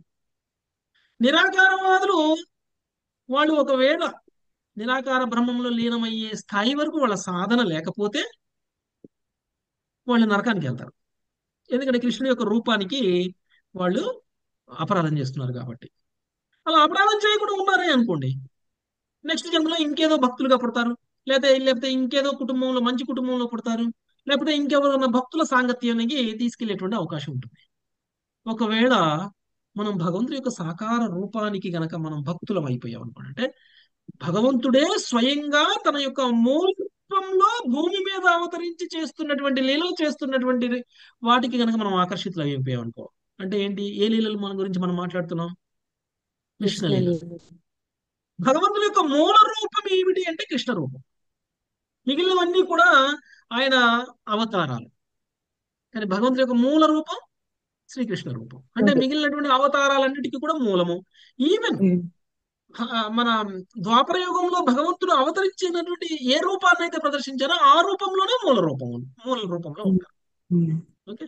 అలాంటి రూపంలోనే తానే అవతరించి తను లీలలు చేస్తూ ఉంటే వాటికి కూడా మనం ఆకర్షితులం అవ్వకపోతే మనంత మూర్ఖులు ఇంకొకళ్ళు లేరు, మనంత అజ్ఞానులు ఇంకొకళ్ళు లేరు కదా. సో అలాంటి ఒక అవకాశాన్ని కూడా మనకు భగవంతుడు కలిగించి, అయినా సరే మనం మూర్ఖులుగానే భగవంతుడిని అర్థం చేసుకోలేకపోతున్నాము అని చెప్తున్నారు. అయినా సరే మన లాభం కోసం భగవంతుడు తన దివ్యమైనటువంటి సౌందర్యము, దివ్యమైనటువంటి పలుకులను, దివ్యమైనటువంటి కార్యాలను స్వయంగా ప్రదర్శిస్తూ ఉన్నారు భౌతిక విశ్వానికి వచ్చి మరి. ఓకే. అందుకనే మనం అందరం కూడా యదువంశీయుల గురించి తప్పుగా అనుకోకూడదు. యదువంశీయులను తక్కువ అంచనా వేయకూడదు. యదువంశీయులు ముక్తి సాధించడానికంటే ముందు పొందినటువంటి జన్మది. ఓకే. భగవంతుని యొక్క లీలల్లో భాగం పంచుకోవడము అనేటువంటిది ముక్తి సాధించడానికంటే ముందు స్టేజ్. మనం అందరం ప్రేమ స్థాయికి మనం ఏం వెళ్ళాం, మనం అందరం భావ స్థాయికి మనం ఏం వెళ్ళాం. కానీ మన భక్తి అనర్ధ నివృత్తి స్థాయికి వెళ్ళిపోయినా చాలు. అర్థమైందండి? మన భక్తి అనర్ధ నివృత్తి స్థాయికి వెళ్ళిపోయినా, ప్రేమ భావం రాకపోయినా, భగవంతుడి మీద ప్రేమ భావం వచ్చేలాంటి ఒక వాతావరణంలో మనం జన్మ తీసుకుంటాం. అదే భగవంతుడి యొక్క లీలల్లో భాగం పంచుకునేటువంటి జన్మ. మరి భగవంతుడి లీలల్లో భాగం పంచుకునేటువంటి జన్మ మనకు వచ్చినప్పుడు ఆటోమేటిక్ గా భగవంతుడి కుటుంబంలో పుట్టినప్పుడు భగవంతుడి మీద ప్రేమ ఉంటుంది, భగవంతుడికి సేవ చేస్తాం, భగవంతుడి మీద భావం ఉంటుంది. యదువంశీయులందరూ భగవంతుడి మీద భావం లేదా? యదువంశీయులందరూ కృష్ణుడు ఒక్క రోజు కనిపించకపోతే వాళ్ళు విరహంలో ఉంటారు. అది భావం కాదా? అది ప్రేమ స్థాయి కాదా? అవును ప్రభుజీ. అలాంటి ఒక స్థితికి మనము సాధనతో న్యాచురల్ గా వెళ్ళలేకపోయినప్పుడు కనీసంగా ఒక అనర్ధ నివృత్తి స్థాయి వరకు వెళ్ళినట్లయితే ఆ తరువాత మన సాధన ముక్తిని పొందేటువంటి స్థాయి వరకు లేనప్పుడు మనం భగవంతుడి యొక్క లీలల్లో భాగం పంచుకొని అనర్ధ నివృత్తిని దాటి నెక్స్ట్ స్థాయి ప్రేమ భావ స్థాయి వరకు మనల్ని తీసుకువెళ్ళడానికి సహకరిస్తుంది భగవంతుడి లీలల్లో భాగం పంచుకునేటువంటి జన్మ వచ్చినప్పుడు. యదువంశీయులందరూ ఆ స్థితిలో ఉన్నారు ఇప్పుడు. వాళ్ళు ఏదో తప్పు చేసి శిక్షింపబడ్డారు అని మనం అనుకుంటే భౌతిక స్థాయిలో, కానీ భగవంతుడు వాళ్ళందరినీ భగవద్ధామానికి తీసుకువెళ్ళడానికి సిద్ధం చేశారు. ఓకే. అంటే ఇందులో అందరూ అలాంటి వాళ్ళేనా? సాధన చేసి వచ్చినటువంటి వాళ్ళేనా అంటే అందరూ అలాంటి వాళ్ళు కాదు. కొంతమంది పార్షదులు, కొంతమంది దేవతలు కూడా ఉన్నారు. కానీ చాలా మంది ఇలాంటి సాధన చేసి అనర్థ నివృత్తి స్థాయిని దాటి భక్తులుగా పురోగమించి భగవంతుడి యొక్క లీలల్లో భాగం పంచుకున్నటువంటి వాళ్ళు. ఓకే, సో అది. ప్రభుజీ అయితే వాళ్ళు వీళ్ళు రెండు రకాల వాళ్ళు ఉన్నారు అయితే అక్కడ ప్రభుజీ. ఎస్ ఎస్ ప్రభుజీ యదువంశంలో ప్రభుజీ యదువంశీయుల్లో ఇప్పుడు బృందావనంలో పార్షదులు కూడా ఉన్నారు. గోపికలు, ఓకే, ఇప్పుడు గోపికలు కూడా అంతేనా ప్రభుజీ? అవును, గోపికల్లో కూడా అంతే ఉన్నారు. గోపికల్లో స్వయంగా గోలోక వృందావనం నుంచి వచ్చినటువంటి గోపికలు ఉన్నారు. కొంతమంది త్రేతాయుగం సమయంలో రాముడిని చూసి మేము వివాహం చేసుకోవాలి అనుకున్నటువంటి ఆ మునులు కూడా ఉన్నారు. రాముడితోటి ఆకర్షితులైనటువంటి మునులు కూడా ఉన్నారు వాళ్ళు. ఓకే, కొంతమంది కొంతమంది భక్తి స్థాయి పెరిగి వాళ్ళు భగవంతుడి మీద ప్రేమ చూపించాలి, భగవంతుడికి ప్రియురాలుగా ఉండాలి అని అనుకున్నటువంటి వాళ్ళు కూడా కొంతమంది ఉన్నారు. ఓకే, అందుకని అయితే అందరు శుద్ధ గోపికలు ఒకే స్థాయిలో లేరు. ఆహా, కొంతమంది గోపికలు రాసలీలకు వెళ్తే కొంతమంది గోపికలు వెళ్ళాల. ఆహా. ఓకే, కొంతమంది గోపికలు ఇంట్లోనే ఉన్నారు. అంటే సో ఆ రాసలీలకి వెళ్ళిన వాళ్ళు ఇంకా హయ్యర్ అనుకోవాలా? వాళ్ళు స్వయంగా భగవంతుడి యొక్క ధామం నుంచి వచ్చిన వాళ్ళు. ఆ, ప్రభుజీ ఇప్పుడు ఆహా. మీరాబాయి అంటారు కదా ప్రభుజీ, మీరాబాయి కూడా కృష్ణుని భక్తురాలు అంటారు. ఆ, అయితే భక్తురాలు ఆమె కూడా గోపిక అయి ఉండొచ్చు, మనకు తెలియదు. లేదా ఆమె ముక్తి వచ్చి ఉండొచ్చు. ఉమ్, ఓకే, ఉమ్, సో అందుకనే ఇవాళ అందరు గోపికలు, కొంతమంది గోపికలు బలరాముడిని ప్రేమించారు, ఉమ్, కొంతమంది గోపికలు కృష్ణుడిని ప్రేమించారు, ఉమ్, కొంతమంది గోపికలు ఉమ్, అక్కడ ఉన్నటువంటి గోపికలు అందరూ ఏమి రాసలీలకు రాలా, మాక్సిమం వచ్చారు, చాలా మంది రాలా. ఉమ్. ఓకే, సో ఎందుకు రాలేదు అంటే వాళ్ళ వాళ్ళ వాళ్ళ స్థాయిని బట్టి ఆ భక్తిలో. స్థాయిని బట్టి. అంటే వాళ్ళు ఏమి ఉమ్, పార్షదులు కాదు, వాళ్ళు కాదు. ఇలానే భగవంతుడి యొక్క లీలల్లో భాగం పంచుకునేటువంటి విధంగా వాళ్ళు జన్మ తీసుకున్నారు. అలా అని అందరు గోపికలు భగవద్ధామానికి వెళ్ళలేదా అంటే అందరు గోపికలు భగవద్ధామానికి వెళ్ళారు. ఉమ్, పార్షదులైనటువంటి వాళ్ళు భగవంతుడి యొక్క అంటే గోలోక వృందావనం నుంచి వచ్చినటువంటి గోపికలు, ఇక్కడ మునులుగా ఉన్నటువంటి వాళ్ళు, లేకపోతే ఆ అంతకు ముందు జన్మల్లో గొప్పగా భక్తి చేసి భగవంతుడి మీద ప్రేమ స్థాయికి వెళ్ళాలి, భగవంతుడికి ప్రియురాలుగా కావాలి అనుకున్నటువంటి గోపికలు అందరూ కూడా భగవంతుడి యొక్క ధామానికి వెళ్ళిపోయారు. అంటే అక్కడ ప్రభుజీ అక్కడ గోలోకంలో అందరికి సమాన స్థాయి ఉంటుందా ప్రభుజీ? ఇలా డిఫరెంట్ డిఫరెంట్ గా ఉండదు భావాలతో వెళ్ళినాడు ఉండదు. ఉండదు ఉండదు అలా ఏమి ఉండదు. ఒక్కొక్క సేవ ఉంటుంది వాళ్ళ వాళ్ళ స్థాయిని బట్టి. ఇప్పుడు నన్ను తీసుకెళ్లి ఆ కృష్ణుడికి పూలమాల తయారు చేయండి, నేను చేయలేను. ఓకే, అందరికీ ఒకటి ఉంటుంది. ఓకే, వాళ్ళ వాళ్ళ సామర్థ్యాన్ని బట్టి. నన్ను ఏదైనా కృష్ణ కథ చదివి చెప్పమంటే నేను అదే చెప్పగలుగుతాను. అక్కడికి వెళ్ళాక నాకు అలాంటి సర్వీసే ఇస్తారు. హరి బోల్ వాళ్ళ వాళ్ళ సామర్థ్యాన్ని బట్టి వాళ్ళ సేవలు అంతేనా మనం వాళ్ళ ఇక్కడ ప్రభుజీ? ఏం ఇది చేస్తామో అక్కడ కూడా అదే ఉంటుంది, మన రోల్ అదే ఉంటుంది. ఇక్కడ ఏది సాధన చేస్తామో అదే దొరుకుతుంది అక్కడ కూడా. అందుకని మనం ఇక్కడ కూడా సేవలో ఉండాలి.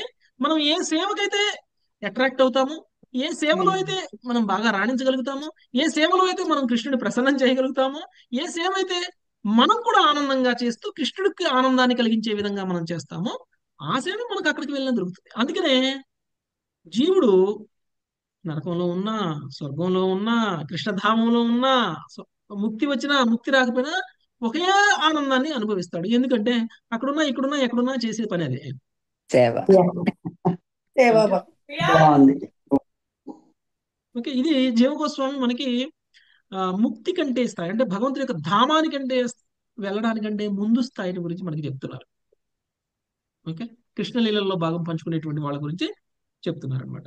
ఓకే, నెక్స్ట్ రాసలీలలో వృద్ధ నాగలక్ష్మి. గోపికలు కూడా ఉన్నారు హరే అంటారు. కృష్ణ ప్రభుజీ.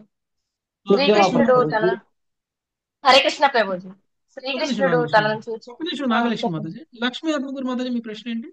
అంటే రాసలీలలో వృద్ధ గోపికలు కూడా ఉన్నారు అంటారు, నిజమా? ఉన్నారు ఉన్నారు అన్ని వయసుల వాళ్ళు ఉన్నారు. ఉన్నారని చెప్పారు. కృష్ణుడు ఓకే మాతాజీ, చదవండి నాగలక్ష్మి మాతాజీ. శ్రీకృష్ణుడు హరే కృష్ణ ప్రభు. శ్రీకృష్ణుడు తనను చూచిన వారుల దృష్టిని తన సౌందర్యం చే హరించినని ఈ శ్లోకంలో చెప్పబడినది. శ్రీకృష్ణుని పలుకులు ఎంత ఆకర్షణీయంగా ఉండిననగా వాటిని వినువారులు నోటమాట రాకుండా అయ్యారు. సాధారణంగా మోగవారు చెవిటివారు కూడా అయి ఉందరు కనుక కృష్ణుని వాకులు వాటిని వినువారి కర్ణమును కూడా హరించను. ఏలైనా వారు శ్రీకృష్ణుని పలుకులను తప్ప అన్యమగు పలుకులను వినుటకు అభిరుచిని కోల్పోయి ఉండదు. తన పద చిహ్న సౌందర్యం ప్రదర్శించుతూ శ్రీకృష్ణుడు వాటిని చూసిన వారల నుండి లౌకిక కార్య నిర్వహణ శక్తిని హరించును. ఈ విధంగా ఆ దేవదేవుడు తన అవతరణ ద్వారా మానవుల ఇంద్రియములన్నిటినీ హరించును. అనగా అతడు జనులను అందులుగాను, మూగవారిగాను, చెవిటివారిగాను, పిచ్చివారిగాను, ఆసక్తులుగాను చేసి వేశాను. జనులకు ఉన్నట్టి సమస్తమును హరించి వేశాను. కనుక ఎవరు అతన్ని కరుణామయుడని పిలవగలరు. నిజమునకు అతడు ఒక చోరుడు అని శ్రీల విశ్వనాథ చక్రవర్తి ఠాకూర్లు అనేది. ఈ ప్రకారంగా ఆయన భగవంతుని సౌందర్యంను పరోక్షముగా ఎంతో పొగిడిరి. శ్రీకృష్ణుడు దానవులను నశింపజేసి వారికి ముక్తిని వచ్చినప్పటికీ తన ఎడ ఆకర్షితులైన వారికి ఆ దేవదేవుడు విశుద్ధ భగవత్ ప్రేమను వసగి వారిని తన సౌందర్య సాగరంలో ముంచివేసిన ఈ సందర్భంలో శ్రీల విశ్వనాథ చక్రవర్తి ఠాకూర్లు పలికిరి. అనగా శ్రీకృష్ణ భగవానుడు విచక్షణారహితంగా దానం ఇచ్చినటువంటి వ్యక్తి కాదు. పరమ కరుణామయుడగు శ్రీకృష్ణుడు ధరణీవాసులకు మహోన్నత వరదానం వసగటియేగాక తన లీలలను రమ్యమైన శ్లోకములలో వర్ణించుటకు వ్యాసదేవుని వంటి మహామునులకు శక్తి ప్రదానము కావించును. ఆ విధంగా భవిష్యత్తులో ధరణిపై జన్మించిన జనులు దృఢమైన నావుతో పోల్చబడి ఆ మహిమల ద్వారా జన్మ మృత్యు సాగరంను సులభముగా దాటగలరు. నిజమునకు కృష్ణ కృపామూర్తి శ్రీల ఏసి భక్తి వేదాంత స్వామి ప్రభుపాదుల వారి అనుగ్రహంచే శ్రీమద్ భాగవతమునకు భక్తి వేదాంత భాష్యం ద్వారా కృష్ణ మహిమల్ని ఇప్పుడు తెలుసుకొనిచున్నట్టు వారు శ్రీ కృష్ణానుగ్రహంను బడిసిన భాగ్యవంతులే అయి ఉన్నారు. ఇంకను జన్మించిన వారుల పట్లను ఆ దేవదేవుడు కరుణామయుడై ఉన్నాడు. కృష్ణుని ఎంతమంది దొంగ అని అంటారు? వెన్న దొంగ, చాలా మంది అంటారు. వెన్న దొంగ అంటారు, వెన్న దొంగ అంటారు, మనసు దోచిన వాడు అంటారు. కృష్ణుడు మంచి పేరు దొంగ. యాక్చువల్ గా దొంగ దొంగ అంటారు. అంటే చెడ్డవాడు కానీ మంచి దొంగ. మంచి దొంగ. కృష్ణుడు పేరు చెప్పగానే వెన్న దొంగ అని ముందు దొంగ అని అంటారు. గోపికలందరూ వాళ్ళ ఇంట్లో కృష్ణుడు ఎప్పుడు వస్తాడా, ఎప్పుడు మా ఇంట్లో పిండి పదార్థాలు దొంగిలించుకొని పోతాడా, ఎప్పుడు వెన్న దొంగిలించుకుపోతాడా, ఎప్పుడు స్వీట్లు దొంగిలించుకుపోతాడా అని ఎదురు చూస్తూ ఉంటారు వాళ్ళు. ఓకే, ఏ రోజైనా ఒకవేళ కృష్ణుడు రాలేదనుకోండి దొంగతనానికి, వాళ్ళు ఏం చేస్తారు?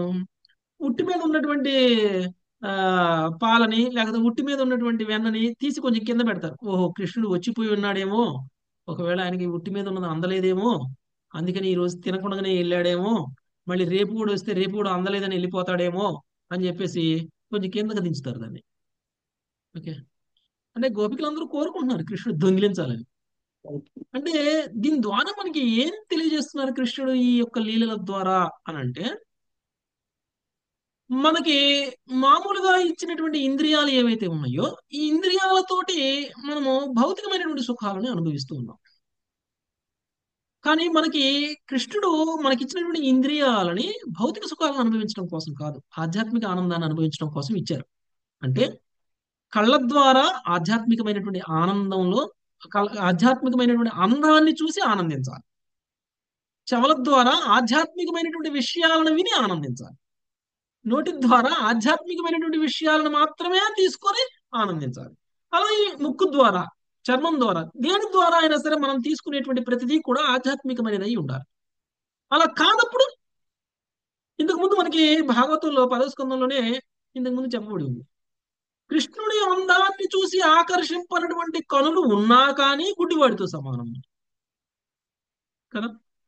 అంటే కృష్ణుడికి ఆకర్షితులమైతే మనము మన కళ్ళు నిజమైనటువంటి ఆకర్షణని వెతుక్కుంటున్నాయి అని అర్థం. ఆ విధంగా ఎప్పుడైతే మనము కృష్ణుడికి ఆకర్షితులమవుతామో అప్పుడు మనకి బాహ్యమైనవి భౌతికమైనవి ఏమీ నచ్చవు. ఇంద్రియ భోగం మీద ఆసక్తి పోతుంది.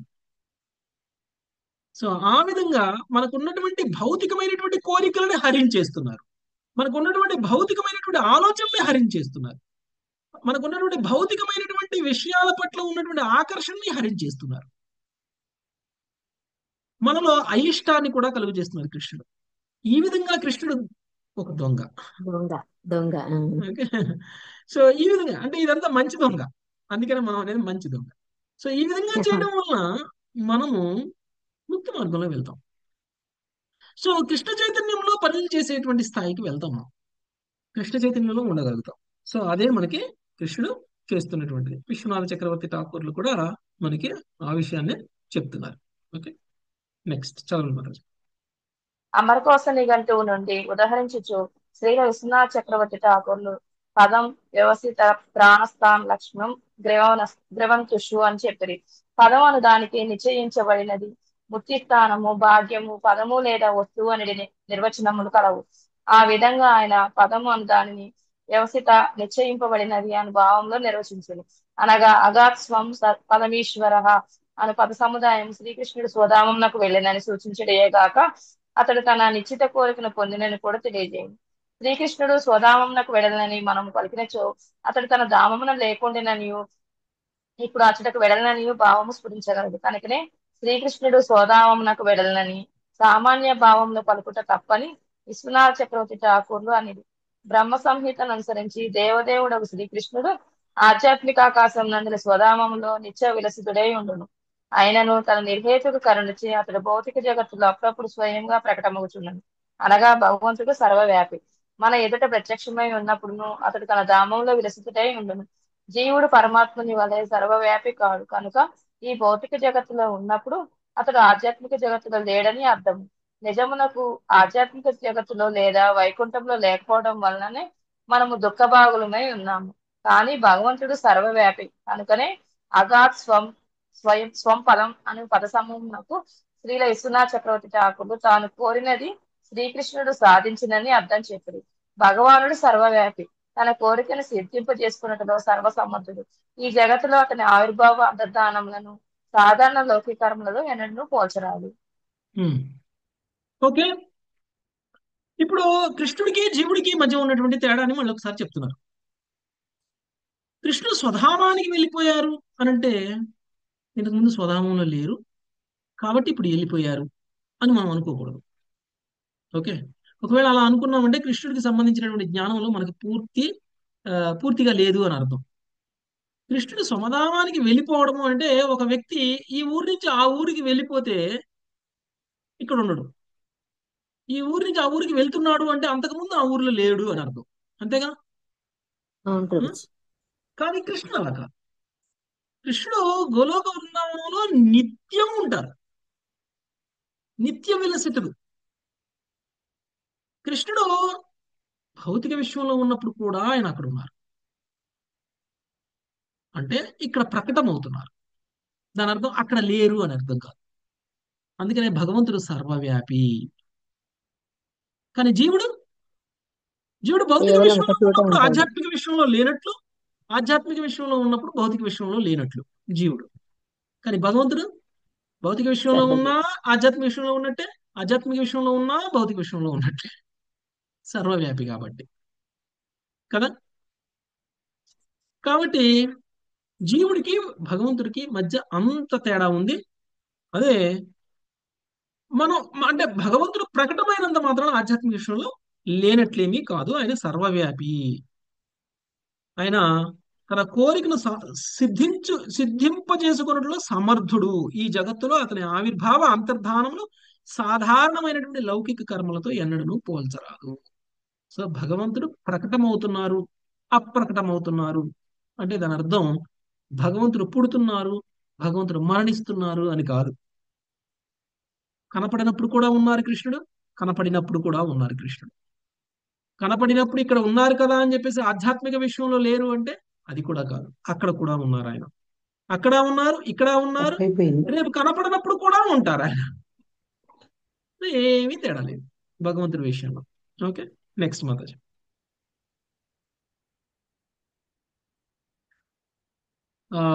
సుఖోమల మాతాజీ. నాకే పోతుందా అందరికి? సుఖోమల మాతాజీ, సుఖోమల మాతాజీ వినిపిస్తుందా?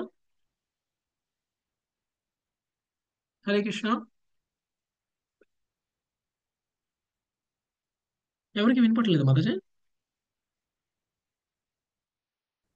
పరమాత్మ మనకు పరీక్షిస్తున్నారు.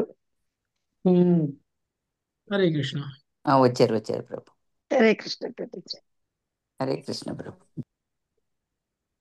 వినపడలేదు మాతాజీ నా మాట? మమ్మల్ని పరీక్షిస్తున్నారేమో కృష్ణ పరమాత్మ అనుకుంటున్నాం మేము. ఓకే, సో ఎంతవరకు విన్నారు మీరు? అదే లాస్ట్ అక్కడ సర్వ ఉన్న ఇక్కడ సమర్థుడు ఉంటారు అంతర్ధానము బ్రో. అంతర్ధానం గురించి చెప్తున్నారు. ఓకే జీవుడికి ప్రకటం భగవంతుడికి అవుతారని మధ్య డిఫరెన్స్, జీవుడికి భగవంతుడికి మధ్య తేడా అనేటువంటిది అర్థమైంది కదా. సో ఎస్ ప్రభు. జీవుడు ఇక్కడ ఉంటే ఇక్కడ ఉన్నట్టు, అక్కడ ఉంటే అక్కడ ఉన్నట్టు, అక్కడ ఇక్కడ రెండు చోట్ల ఉండడు ఒకే సమయంలో. కానీ భగవంతుడు అంతర్ధానం అయిన అన్ని తర్వాత కూడా చోట్ల ఉంటారు, ఉంటాయి. అంతర్ధానం అవ్వకముందు కూడా ఉంటారు. ఇక్కడ ఉన్నారు కదా అని చెప్పేసి ఆధ్యాత్మిక విషయంలో లేనట్లు కాదు, అక్కడ కూడా ఉన్నట్లే. ఓకే, అక్కడ ఇక్కడ ఒకేసారి ఉండగలరు. ఆయన సాధారణమైనటువంటి లౌకిక కర్మలు అని మనం ఎప్పుడు కూడా అనుకోవడానికి లేదు. ఆయన అంతర్ధానము, ఆయన ఆవిర్భావము అనేటువంటిది. ఓకే, నెక్స్ట్ శ్రీమద్ భా సుఖోమల మాతాజీ చదవండి. హరే కృష్ణ ప్రభుజీ. శ్రీమద్ భాగవతం అనే తృతీయ స్కంద ఆరంభంలో అంటే 3.2.7లో ఉద్ధవుడు చెప్పిన మాటను శ్రీల విశ్వనాథ చక్రవర్తి ఠాకూర్లు ఉదహరించి, అచ్చట ఉద్ధవుడు శ్రీకృష్ణుని అంతర్ధానమును సూర్యాస్త సమయంతో పోల్చి ఉండెను. ఆ శ్లోక భాషంలో శ్రీల ప్రభుపాదులు ఈ విధంగా చెప్పాయి: శ్రీకృష్ణుని సూర్యునితో పోల్చడం మిగుల ఉచితముగా ఉన్నది. సూర్యుడు అస్తమించినంతటే అంధకారం అప్రయత్నముగా ప్రత్యక్షమగును. కానీ సామాన్య మానవునికి అనుభూతమయ్యేడు అంధకారము ఉదయముందు కానీ అస్తమందు కానీ సూర్యుని ఏమాత్రం ప్రభావితం చేయబోదు. శ్రీకృష్ణ ఆవిర్భావము అంతర్ధానములు అచ్చము సూర్యుని ఉదయాస్తమములను పోలి ఉండును. అసంఖ్యాకమగు విశ్వములలో అతడు ఆవిర్భవించుచు అంతర్ధానము చెందుచుండును. ఏదైనా ఒక ప్రత్యేక విశ్వములు అతడు నిలిచినంత కాలము దాని యందు సమస్తము దివ్య ప్రకాశమే నిండి ఉండును. కానీ అతడు ఏ విశ్వం నుండి వెడలిపోవును అది మాత్రము అంధకార బంధురమగును. అయినా అతని లీలలు మాత్రం శాశ్వతమైనవి. సూర్యుడు తూర్పు గోళార్ధమును గాని పశ్చిమ గోళార్ధమును గాని ఏదియో ఒక చోట నిలిచే ఉండునట్లుగా భగవానుడు సర్వదా ఏదియో ఒక విశ్వంలో నిలిచే ఉండును.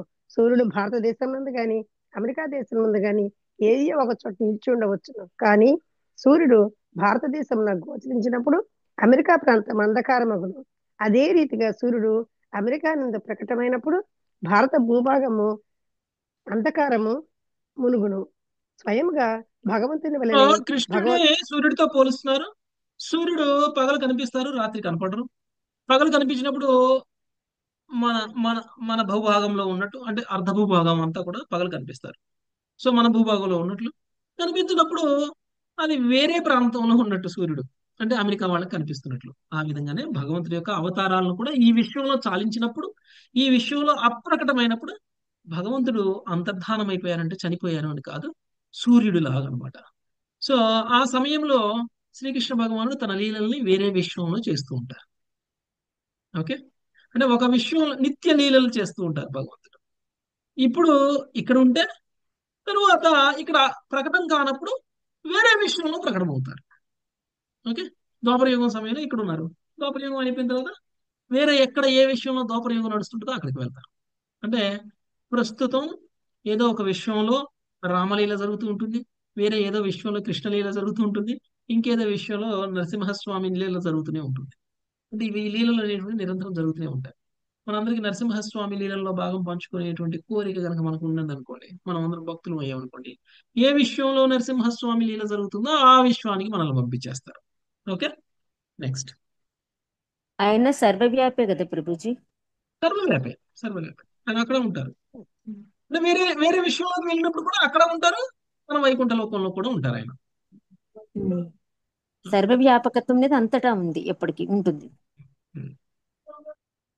నెక్స్ట్. స్వయంగా భగవంతుని వలనే భగవద్ధామం కూడా శాశ్వతమని తెలియచేసడి ఒక శ్లోకమును ఏకాదశ స్కందం యొక్క చివరి నుండి శ్రీల జీవగోస్వామి ఇట్లు ఉదహరించింది: మహారాజా, భగవానుడు ద్వారకను పరిత్యజించినంతనే అతని నివాసము తప్ప పురము నంతటిని సముద్రం అన్ని వైపుల నుండి ముంచివేశాను. దేవదేవుడకు మధుసూదనుడు ద్వారక యందు నిత్య నివాసుడై ఉండును. మరణ మాత్రమే ద్వారక సమస్తమగు అశుభములను హరించి వేయగలదు. అది మంగళమయ స్థానములలోకెల్లా పరమ మంగళమైనది. భాగవతం 11.31లో 23-24 శ్లోకాలు. రేయిచే సూర్యుడు మింగివేయబడినట్లుగా గోచరించాడు చందమున శ్రీకృష్ణుడు లేదా అతని స్థానము లేదా అతని వంశము అంతర్ధానం చెందినట్టు కనపడినను వాస్తవమునకు భగవానుడు అతని సంపత్తి, స్థానము, వంశము అన్ని శాశ్వతమైనవి. ఆకాశంలో సూర్యుడు సర్వదా నెలకొనిట వంటిదే అది. ఈ సందర్భమున శ్రీల ప్రభుపాదులు ఈ విధంగా పలికిరి. సూర్యుడు తెల్లవారుజామున ఉదయించి క్రమంగా ఆకాశ మధ్యమున చేరి పిదపక్క గోళార్ధమున అస్తమించు అదే సమయంలో వేరే గోళార్ధమున ఉదయించే రీతి శ్రీకృష్ణుడు ఒక విశ్వమందలి అంతర్ధానము, వేరొక విశ్వమందలి వివిధ లీలల ఆరంభము ఏకకాలంలో జరుగుచుండును. ఇచ్చట ఒక లీల పూర్తి అయినంతనే అది వేరొక విశ్వమున ప్రకటమగుచుండు. ఈ విధంగా దేవుని లీలలు ఎటువంటి అంతం లేకుండా నిత్య లీలలు కొనసాగుచున్నవి. హరే కృష్ణ ప్రభు. మనకి లాస్ట్ అధ్యాయంలో చెప్పబడినటువంటి విషయాన్ని జీవ గోస్వామి ఇక్కడ ఉదాహరిస్తున్నారు. సో ఏమంటున్నారు అని అంటే, భగవంతుడి యొక్క అంతర్ధానం అంటే ఏ విధంగా అయితే చీకటి పగల్ని మింగేస్తుందో ఆ విధంగా ఈ యొక్క అంతర్ధానము అనేటువంటిది భగవంతుడిని ఈ లోకంలో అప్రకటన చేస్తుంది. దాని అర్థం భగవంతుడు లేరని కాదు. ఆ సమయంలో భగవంతుడు వేరే విషయంలో లీలలు చేస్తూ ఉంటారు. అంటే ఇక్కడ లీల అంతమైందో లేదో అక్కడ ఇంకొక చోట లీల అనేటువంటిది మొదలవుతుంది. ఓకే, సో ఆ విధంగా శ్రీకృష్ణ భగవానుడు నిరంతరం లీలల్ని చేస్తూనే ఉంటారు కాబట్టి ఆయన నిత్య లీల చేసేవాడు. ఓకే, ఇక్కడ కాపుదా మాతాజీ 8వ శ్లోకం మళ్ళీ మనము రేపు చదువుకోవాలి. Thank you very much. Hare Krishna. Hare Krishna Prabhuji. వెనక ఏంటి పతితానాం పావనేభ్యో వైష్ణవేభ్యో నమో నమః. హరే కృష్ణ హరే కృష్ణ హరే కృష్ణ హరే కృష్ణ రామ హరే రామ రామ హరే రామ రామ రామ హరే హరే.